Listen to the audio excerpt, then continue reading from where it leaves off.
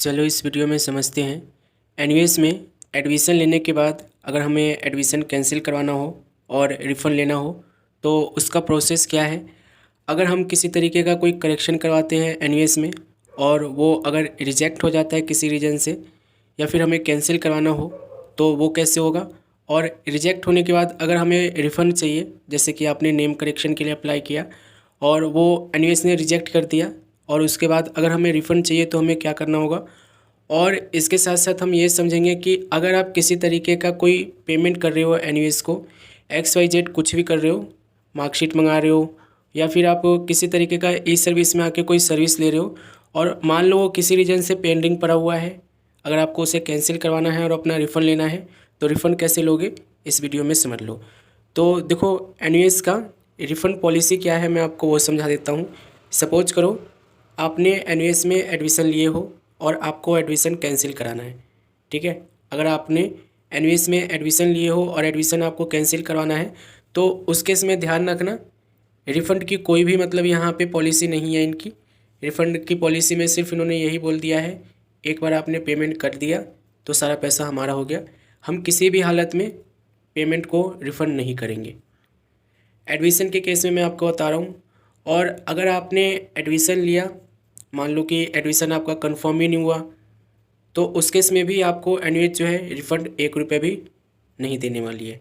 NUS का policy ही यही यही है कि एक बार ही आपने हमें पेमेंट कर दिया तो हम पेमेंट आपको वापस करेंगे नहीं, किसी भी हालत में नहीं करेंगे। पुलिस दरोगा जो बुलाना है बुला लो, कोई दिक्कत नहीं है। इनका पहले ही बना पड़ा है कि हम 1 रुपये भी रिफ़ंड करेंगे ही नहीं। अगर आपने देखो एडमिशन कैंसिल कराना है तो एडमिशन कैंसिल कराने के लिए सिर्फ एक ही मेथड है और वो है स्ट्रीम चेंज करने का। अब आप ये सोचोगे कि स्ट्रीम चेंज करने में भी पैसा लगता है, बिल्कुल लगता है। एनयूएस में स्ट्रीम चेंज करना ही हम एडमिशन कैंसिल कराना कहते हैं। जैसे कि सपोज करो आपने अभी जो है अप्रैल का एडमिशन हो रहा है, आपने अभी अप्रैल में एडमिशन ले लिए, गलत एडमिशन ले लिए, अब आपको उसे कैंसिल कराना है तो एक ही ऑप्शन है आपके पास, या तो आप अभी जो मतलब कि जून में ऑन ड्यून एग्ज़ाम होने वाला है उसमें एडमिशन ले लो स्ट्रीम चेंज करके, या फिर आप अक्टूबर 2025 का एडमिशन ओपन होने का वेट करो। उस समय आप लोग अक्टूबर का जो एडमिशन पोर्टल खुलेगा उसमें आप लोग स्ट्रीम चेंज कर सकते हो, ठीक है। और स्ट्रीम चेंज करके जो है अपना एडमिशन बदल सकते हो, ठीक है ना। तो पहली चीज़ तो ये एनयूएस जो है आप लोग को एडमिशन कैंसिल करने देगी नहीं, ठीक है। एडमिशन आपको कैंसिल करने देगी नहीं, एडमिशन कहेगी चेंज कर लो और हमें पैसा दो, ठीक है ना। 750 रुपये है फ़ीस अगर आप एडमिशन को चेंज करते हो। जैसे कि एक ही ऑप्शन है, एडमिशन को चेंज ही कर सकते हो, एडमिशन को आप कैंसिल कर ही नहीं सकते, चेंज कर सकते हो और उसके लिए भी आपको 750 रुपये आपको देना पड़ेगा।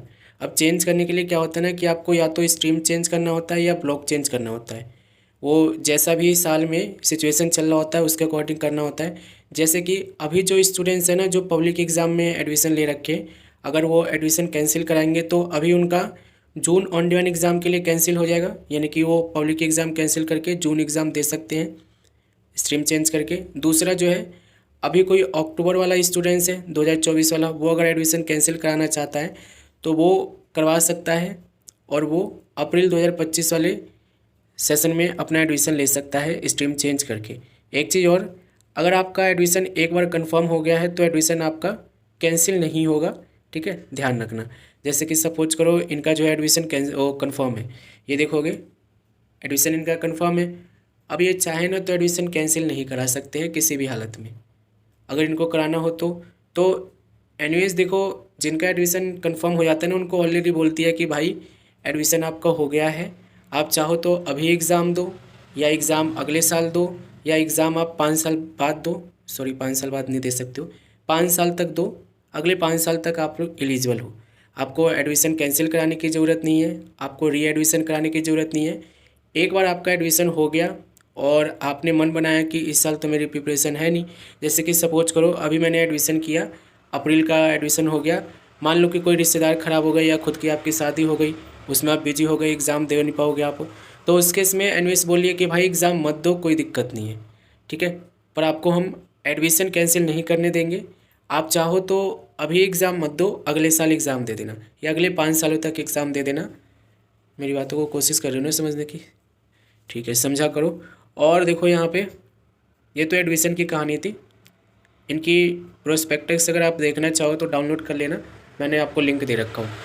उसमें इन्होंने यही बोल रखा है कि किसी भी हालत में हम 1 रुपया भी वापस नहीं करने वाले हैं। एडमिशन को अगर आप कैंसिल करते हो तो पहली बात तो एडमिशन कैंसिल होगी नहीं, अदला बदली होगी, स्ट्रीम चेंज होगी और उसमें भी आपको पैसे देने पड़ेंगे। ठीक है, तो मैंने केसेस समझाए हैं आपको, होपफुली जो भी पीछे पार्ट मैंने समझाया है उसको समझ लेना। तो एडमिशन के केस में पैसे और आपको देना पड़ेगा, ठीक है ना, एडमिशन कैंसिल कराने के लिए। अब आप सोचोगे कि स्ट्रीम हम चेंज करेंगे, जैसे कि ब्लॉक 1 के लिए हमने पेमेंट कर दिया है, अभी जो है ना अप्रैल का एडमिशन हो रहा है ना, तो अप्रैल में मान लो कि आपने पेमेंट कर दिया। जैसे कि इनका देखोगे, मैं आपको इनका दिखाता हूँ, ये देखो, ये जो देखोगे आप, इनकी कितनी पेमेंट हुई पड़ी है, ये देखो यहाँ पे आप देखोगे तो इनकी जो पेमेंट हुई है, रजिस्ट्रेशन फ़ीस जो इन्होंने, ये देखोगे 1350 रुपये रजिस्ट्रेशन फ़ीस इन्होंने पे कर रखा है। अब अगर ये एडमिशन को कैंसिल करेंगे यानी कि स्ट्रीम को चेंज करेंगे तो उस केस में क्या होगा, ये 1350 रुपये तो एनवेस खा ही जाएगा, ऊपर से 750 रुपये और बोलेगा कि हमें 750 रुपये और दो क्योंकि तुम्हें स्ट्रीम चेंज करना है। ठीक है, यानी कि एडमिशन को अदला बदली करना है, उसके लिए भी पेमेंट लगेगा। तो ये जो पैसा है ना 1350 रुपये, ये वापस नहीं मिलने वाले हैं चेंज करने के बाद, एडमिशन को रिवर्स करने के बाद, यानी कि दूसरे स्ट्रीम में जाने के बाद। तो एडमिशन वाला केस ये है। और अगर आपने ई सर्विस के थ्रू कोई करेक्शन की हो, जैसे कि नेम करेक्शन हो गया, फादर नेम करेक्शन हो गया, डेट ऑफ बर्थ करेक्शन हो गया, एड्रेस करेक्शन हो गया, सब्जेक्ट चेंज हो गया, सब्जेक्ट ऐड हो गया, मार्कशीट मंगाना हो गया, फ़ोटो चेंज हो गया, ठीक है ना, बोर्ड चेंज, जितने भी यहाँ पे सर्विस है ना, ई सर्विस में जो देख रहे हो, कोई भी आपने सर्विस लिए हो और कोई भी सर्विस लेने के बाद वो पेंडिंग में है, तो सबसे पहली बात तो उसे आप कैंसिल नहीं कर सकते। दूसरी चीज़, किसी रीज़न से अगर वो रिजेक्ट हो गया तो उस केस में इस पर भी कोई रिफ़ंड नहीं है। अब सपोज करो जैसे कि आपने डेट ऑफ बर्थ के लिए करेक्शन के लिए अप्लाई किए, ठीक है, कितना फ़ीस है, 450 रुपये फ़ीस है, ठीक है, और 450 रुपये फ़ीस है। अगर सपोज करो डेट ऑफ बर्थ के लिए करेक्शन कर दिया हमने, वो रिजेक्ट हो गया, तो 450 रुपये एनवेस अपने पास रख लेगी, 1 रुपये भी आपको वापस नहीं करने वाली। अब बोलोगे ये तो गलत है, गलत है तो गलत है, इन्होंने तो पहले ही बोल दिया है हम 1 रुपये भी वापस देंगे ही नहीं। आप चाहो तो पुलिस को बुला लो, दरोगा को बुला लो, जिसको बुलाना है बुला लो, इनकी पॉलिसी ही यही है। तो इससे आपने क्या समझे हो, एनीवेज में कुछ भी करोगे करेक्शन, कुछ भी आपने चेंज करना है, कुछ भी मंगाना है, कुछ भी ऐड करना है, सबकी फ़ीस जो है एनीवेज लेगी और वो वन टाइम लेगी और अपने पास रख लेगी, ऐसे जेब में रख लेगी जिस जेब से पैसा वापस नहीं आता है। ठीक है, तो रिफ़ंड की पॉलिसी आपको कैसी लगी है बताना कमेंट में। ठीक है, मिलेंगे अगली वीडियो में। और भी कुछ प्रॉब्लम है तो आप बता देना। अब जैसे कि देखो केसेस तो बहुत सारे हो जाते हैं, इनका भी मैं दिखा दूँ।